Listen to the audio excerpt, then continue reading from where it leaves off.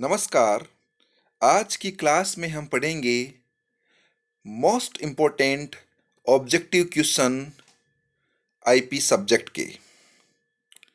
ये आपके सामने आपको दिख रहा है एक simple question paper, informatic practice book का एक सिंपल क्वेश्चन पेपर आपको दिखाई दे रहा है और इसके काफ़ी सारे ऑब्जेक्टिव क्वेश्चन की चर्चा करेंगे इस वीडियो के अंदर।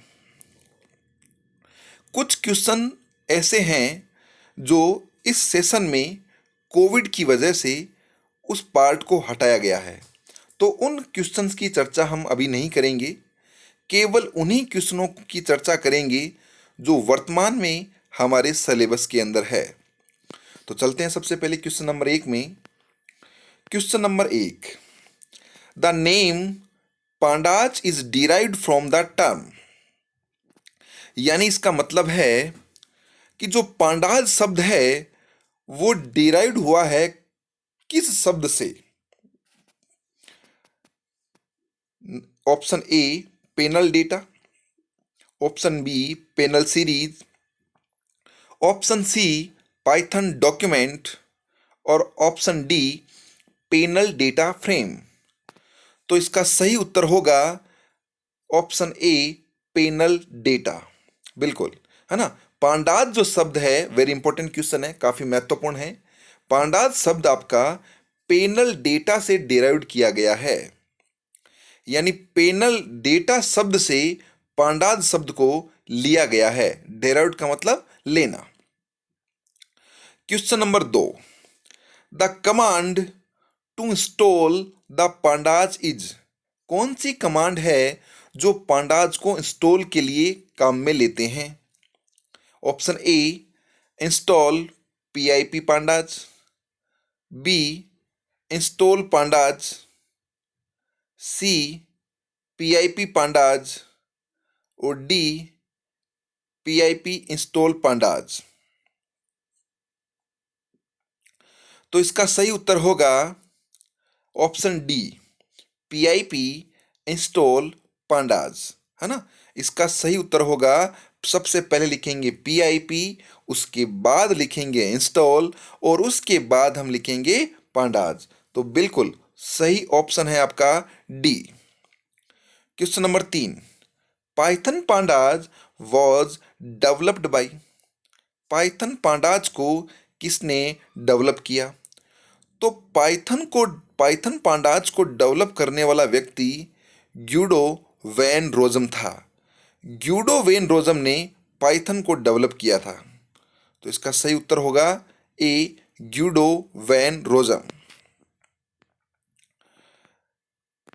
Question number 4, pandas series is, option A 2 dimension, B 3 dimension, C 1 dimension और डी मल्टी डायमेंशन। बहुत ही आसान सा क्वेश्चन है ये।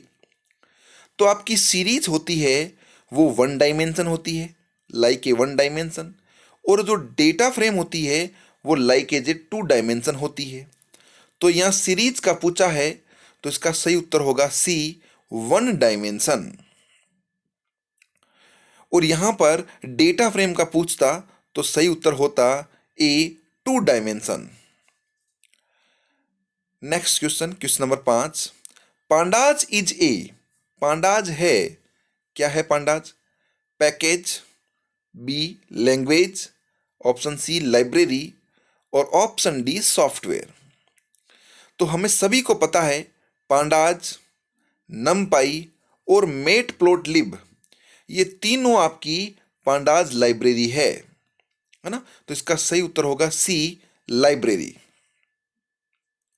Next question, we can analyse the data in pandas with, आप पांडाज से डेटा एनालाइज कर सकते हैं।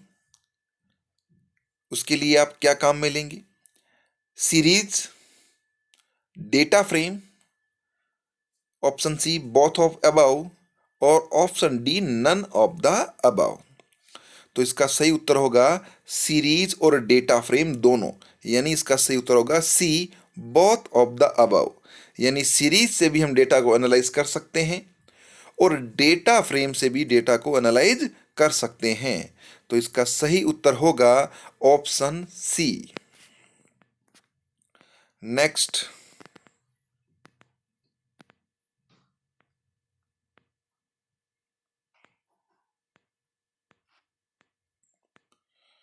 Question number 14। Which of the following import statement is not correct? इनमें से कौन सा इंपोर्ट स्टेटमेंट सही नहीं है? इंपोर्ट पांडाज एज क्लास 12 है, import pandas as 1 PD, option C import pandas as PD1, option D import pandas as PD। तो यहां पर ध्यान दें, यहां पर इन सभी के अंदर इंपोर्ट पांडाज एज तक तो बिल्कुल सभी सही है। उसके बाद में क्लास 12 एक में लिखा हुआ है जो सही है, क्योंकि यहां पर एज के बाद में ये एक तरीके का एलियास नाम है, यानी आइडेंटिफायर है, या वेरिएबल बोल सकते हैं, आइडेंटिफायर बोल सकते हैं इनको वैसे तो। अब आइडेंटिफायर का नाम के कुछ रूल होते हैं। क्या होते हैं ये रूल? ये रूल होते हैं कि आइडेंटिफायर हमेशा अल्फाबेट से शुरू होना चाहिए, किसी डिजिट से शुरू नहीं होना चाहिए, और ना ही कोई इनके बीच में कोई स्पेशल कैरेक्टर की से शुरुआत होनी चाहिए, यानी संख्या से या स्पेशल कैरेक्टर से शुरुआत नहीं होनी चाहिए। तो यहां पर क्लास 12 है, जो ऑप्शन ए है क्लास 12 है, ये बिल्कुल सही है। यहां पर इसकी शुरुआत अल्फाबेट से हुई है। ऑप्शन बी में 1 PD शुरू हुआ है, यानी 1 PD is not a right identifier, यानी ये इसका सही नाम नहीं है। तो इसलिए ऑप्शन बी है वो करेक्ट नहीं है इंपोर्ट स्टेटमेंट के लिए। तो इसका सही उत्तर होगा ऑप्शन बी। अब कई बच्चे सोच रहे होंगे कि सर यहां पर इंपोर्ट पांडाज एज PD1 लिखा है, क्या यह सही है? बिल्कुल सही है। आप यहां पर PD के स्थान पर PD1, PD2, PXYZ कुछ भी रख सकते हैं, कोई समस्या वाली बात नहीं है। केवल ध्यान में रखना है कि इसका नाम, आइडेंटिफायर का नाम अल्फाबेट से शुरू होना चाहिए, बीच में कोई ब्लैंक स्पेस नहीं होना चाहिए, है ना। इनका नाम संख्या से शुरू नहीं होना चाहिए, इनके नाम किसी स्पेशल कैरेक्टर से शुरू नहीं होना चाहिए। बस केवल इतना ध्यान हमें रखना है। Next question, pandas data frame cannot be created using. Pandas की जो डेटा फ्रेम है वो नहीं बन सकती इनमें से जो ऑप्शन दिए हुए हैं। Option A dictionary of tuple, B series, C dictionary of list, D list of dictionaries. तो इसका सही उत्तर होगा कि आपने डेटा फ्रेम को सीरीज से बना सकते हैं अपन, यस बना सकते हैं, ऑप्शन बी बिल्कुल सही है। Option C dictionary of list से क्या डेटा फ्रेम बन सकती है? बिल्कुल बन सकती है।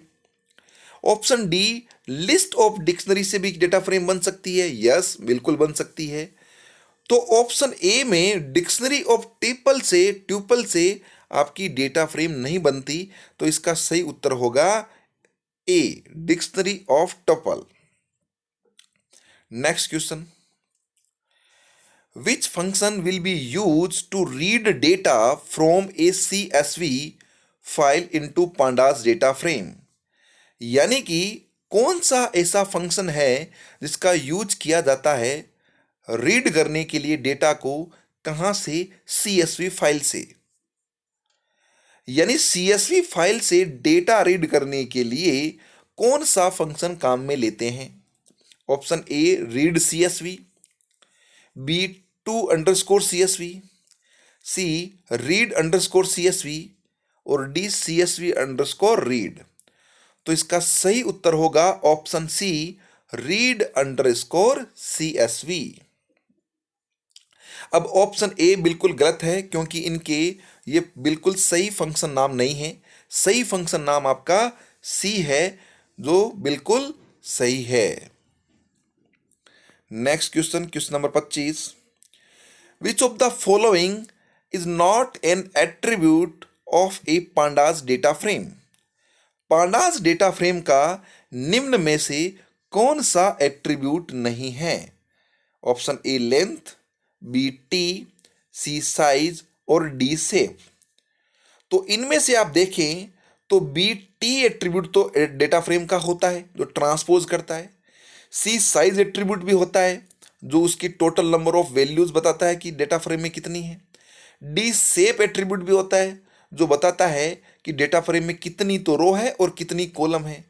परंतु डेटा फ्रेम के अंदर लेंथ नाम का कोई एट्रीब्यूट नहीं होता, तो इसका सही उत्तर होगा आपका length. Next question, what will be the output of the given code? आपको एक प्रोग्राम दिया हुआ है इंपोर्ट पांडाज एज पीडी और एक एस नाम की सीरीज बनाई है सीरीज फंक्शन में। यहां पर एक इंडेक्स पास किया है और इंडेक्स की वैल्यू है अक्रम, ब्रजेश, चारू, दीपिका और ईरा। इस तरीके से यहां पर कुछ इंडेक्स दी हुई है। आप सभी को पता है इंडेक्स देने से अक्रम की स्थान पर 1 आएगा। अक्रम की इंडेक्स की वैल्यू 1 है, ब्रजेश की 2 हो गई, चारू की 3 हो गई, दीपिका की 4 और ईरा की 5 हो गई। तो यहां पर लिखा है प्रिंट एस चारू। तो चारू यहां पर कितने नंबर पर बताइए?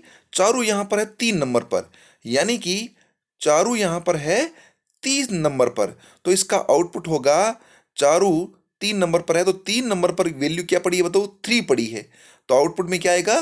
3 आएगा, है ना। इंडेक्स में अक्रम में तो 1 आ गया, ब्रजेश में 2 आ गया और चारू पर आया वैल्यू कितनी है? 3 है। तो इसका सही उत्तर हो गया 3, यानी ऑप्शन सी। नेक्स्ट है assuming the given series name stud which command will be use to print 5 as a output. ये आपके सामने कोई एक सीरीज है ना, और आपको क्या करना है इसमें, ऐसा कौन सी कमांड है जिससे इसका आउटपुट 5 आएगा? आप सभी को पता है साइज एक ऐसा एट्रीब्यूट होता है जो क्या करता है, total number of element series में कितने हैं उन वो बताता है। अब यहां पर देखिए ये सीरीज के अंदर टोटल एलिमेंट कितने हैं? 5 है। तो आउटपुट में यदि आप लिखेंगे स्टूड डॉट साइज तो आपका आउटपुट क्या आएगा? 5 आएगा। तो इसका सही उत्तर होगा डी, है ना। इसका सही उत्तर क्या होगा? D, stud dot size. Okay. Next question, what is a correct syntax? Question number 37वां। What is a correct syntax to return the value of first row of a pandas data frame assuming the name of the data frame is df rent?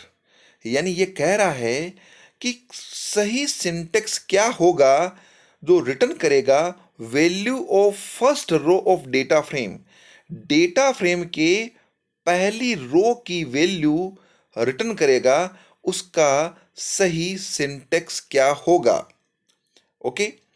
तो इसका सही syntax होगा, रो की value निकालने के लिए हमारे पास में फंक्शन होता है डॉट LOC। तो आप लिखेंगे इसका उत्तर, सही उत्तर होगा सी, df rent डॉट LOC। और पहली रो है तो इसकी इंडेक्स क्या हो जाएगी? आपकी 0 हो जाएगी।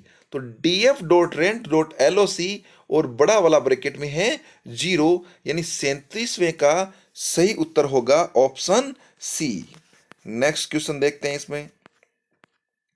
नेक्स्ट क्वेश्चन की बात करते हैं तो ये रहा आपके पास में क्वेश्चन नंबर 42। क्वेश्चन नंबर 42 ये कह रहा है, वेरी इंपॉर्टेंट क्वेश्चन है, ध्यान रखना। Which command will be use to delete 3 and 5 row of the data frame assuming the data frame name is a capital D और capital F? यानी कौन सी ऐसी कमांड है जो कि 3 नंबर रो और 5 नंबर रो को डिलीट कर सकती है, और उस डेटा फ्रेम का नाम क्या बताइए? DF है। तो हमें सबको पता है कि डेटा फ्रेम में से रो और कॉलम को डिलीट करने के लिए ड्रॉप मेथड को काम में लेते हैं, और रो के लिए एक्सिस पैरामीटर 0 होता है और कॉलम के लिए एक्सिस पैरामीटर 1 होता है। तो यहां पर इसका सही उत्तर होगा ऑप्शन ए। क्योंकि तीसरे एलिमेंट की बात करें तो आपकी डेटा फ्रेम 0 से स्टार्ट होती है, तो तीसरा नंबर का वैल्यू मिलेगी आपको 0, 1 और 2 यानी दूसरी इंडेक्स पर, और पांचवी रो आपको मिलेगी चौथी इंडेक्स पर। तो इसीलिए इसका सही उत्तर हो जाएगा option A, df dot drop 2,4, x बराबर 0। कई बच्चे ये सोच रहे होंगे कि ऑप्शन डी क्यों नहीं सही, क्यों नहीं है। देखो ऑप्शन डी इसलिए सही नहीं है क्योंकि 3 और 5, एक तो यहां पर 3 और 5 दे रखा है, इसका मतलब ये हुआ कि एग्जैक्ट में डेटा फ्रेम 0 से शुरू होने के कारण ये आपकी चौथी और छठवीं लोकेशन होगी, यानी चौथी और छठवीं रो होगी, और यहां पर एक्सिस बराबर 0 भी नहीं दिया हुआ, तो डी भी उत्तर सही नहीं है। सी तो आपका सही उत्तर होगा ही नहीं क्योंकि एक्सिस बराबर 1 का मतलब कॉलम को ड्रॉप करना होता है, और बी भी आपका उत्तर सही नहीं होगा क्योंकि एक्सिस बराबर 1 का मतलब कॉलम को ड्रॉप करना है। तो यहां पर इसका सही उत्तर होगा आपका ए, है ना, जहां पर एक्सिस बराबर 0 भी दिया हुआ है और कोष्टक में कॉलमों का नाम 2,4 है। 2 का मतलब 0 से शुरू होने के कारण थर्ड इंडेक्स, और 4 का मतलब 0 से शुरू होने के कारण पांचवी इंडेक्स। नेक्स्ट क्वेश्चन, क्वेश्चन दिया हुआ है 46, assuming the given structure which command will give us the given output. आपके सामने एक डेटा फ्रेम दी हुई है, इसमें फ्लाइट नंबर है, एयरलाइन है और पैसेंजर है। अब ये कह रहा है आउटपुट रिक्वायर्ड 3,5, यानी कौन सा ऐसा एट्रीब्यूट है जो इस प्रकार का आउटपुट दिखा सकता है 3,5 वाला। तो इसके लिए इसका सही उत्तर होगा, यानी कि 3,5 का मतलब होता है कि आपके पास में यहां पर 3 तो कॉलम है, 3 तो क्या है यहां पर 1, 2 और 3, 3 तो कॉलम है, और 5 यहां पर रो है ना। तो इसका सही उत्तर होगा सेप, है ना। क्या सही उत्तर होगा इसका? सेप, प्रिंट df डॉट सेप। अब यहां पर सेप ए में भी है और सेप बी में भी है, तो ध्यान देने वाली बात यह है कि यहां पर ए वाले सेप के अंदर फंक्शन का ब्रैकेट लगा हुआ है, तो सेप नाम का कोई फंक्शन तो होता नहीं है, सेप नाम का तो हमारे पास में क्या है, एट्रीब्यूट है। तो इसका सही उत्तर होगा बी, है ना। इसका सही उत्तर क्या होगा? बी होगा, ए नहीं होगा, क्योंकि ए में फंक्शन का ब्रैकेट लगा हुआ है जो बिल्कुल सही नहीं है। नेक्स्ट क्वेश्चन, नेक्स्ट क्वेश्चन में चलते हैं अपन। तो ये रहा नेक्स्ट क्वेश्चन आपके सामने। जैसे कि ये मान लो आपके पास में कोई डेटा फ्रेम है, ओके, और इस डेटा फ्रेम के अंदर ये कह रहा है question number 50, he want to add a new column with name of student Prem in above data frame, choose the right command to do so। यानी कि इस डेटा फ्रेम के अंदर एक नया कॉलम जोड़ना है हमें जिसका नाम है प्रेम, ओके। तो कैसे जोड़ेंगे? नया कॉलम जोड़ने के लिए वेरी सिंपल, बहुत ही इजी तरीका है। आपको डेटा फ्रेम का नाम रखना है, उसके बाद में कॉलम का नाम, और फिर रखनी है कॉलम की वैल्यू। तो यहां पर देखिए सबसे पहले डेटा फ्रेम का नाम क्या है, तो डेटा फ्रेम का नाम यहां पर डीएफ दे रखा है, यस, कैपिटल डी और कैपिटल एफ। तो यहां पर इसका सही उत्तर होगा ए, ऑप्शन ए होगा। वो इसलिए क्योंकि आपने जब डेटा फ्रेम बनाई है यहां पर pd डॉट डेटा फ्रेम, तो यहां पर आपने कैपिटल डीएफ लिया है। तो जब आप काम में लेंगे इस डेटा फ्रेम को, तो कैपिटल डीएफ, उसके बाद में कॉलम का नाम प्रेम, और उसके बाद में कॉलमों की वैल्यू 89, 78 और 76 हो जाएगी। अब आप कहेंगे सर बी क्यों नहीं लिया? बी इसलिए नहीं लिया क्योंकि बी के अंदर डीएफ स्मॉल दिया हुआ है, जबकि यहां पर ऊपर प्रोग्राम में कैपिटल डीएफ नाम ऑलरेडी सेट है, तो बी नहीं होगा। सी नहीं होगा क्योंकि सी के अंदर कॉलम की वैल्यू 4 दी हुई है है ना, जबकि कॉलम की वैल्यू 4 नहीं है, यहाँ पर कॉलम की वैल्यू 3 ही है। एक मैथ के लिए, दूसरी साइंस के लिए और तीसरी हिंदी के लिए। डी तो बिल्कुल नहीं होगा। क्यों नहीं होगा? क्योंकि डी में तो क्या है, कॉलम का नाम ही अलग रख दिया इसने। क्या नाम रख दिया यहां पर? नेम नाम रख दिया। Okay, next question. He want to set all the value to zero in the data frame. Choose the right command to do so. इसका सही उत्तर होगा option C. Next question. He want to delete the row of science marks. यानी कि रो को delete करना चाहते हैं, है ना, साइंस मार्क वाले रो को डिलीट करना चाहते हैं। आप सभी को पता है फंक्शन होता है ड्रॉप, और रो को डिलीट करने के लिए एक्सिस बराबर 0 लिखेंगे और कॉलम को ड्रॉप करने के लिए एक्सिस बराबर 1 लिखेंगे। तो इसका सही उत्तर होगा B, df dot drop science comma axis बराबर 0। Next question. What will be the output of given command? आपके सामने एक डेटा फ्रेम दी हुई है जिसमें रो लेबल तो है मैथ, साइंस और हिंदी, और कॉलम लेबल है नवीन, रेहना, जॉन, रोजा और मन्नत। ये कह रहा है print DF dot size. DF dot size क्या करता है? डेटा फ्रेम के अंदर टोटल नंबर ऑफ एलिमेंट कितने हैं उनकी संख्या देगा। तो यहां पर टोटल एलिमेंट आपके हैं 3, 6, 9, 12 और 15। तो आउटपुट में आएगा आपका ऑप्शन ए 15। ओके।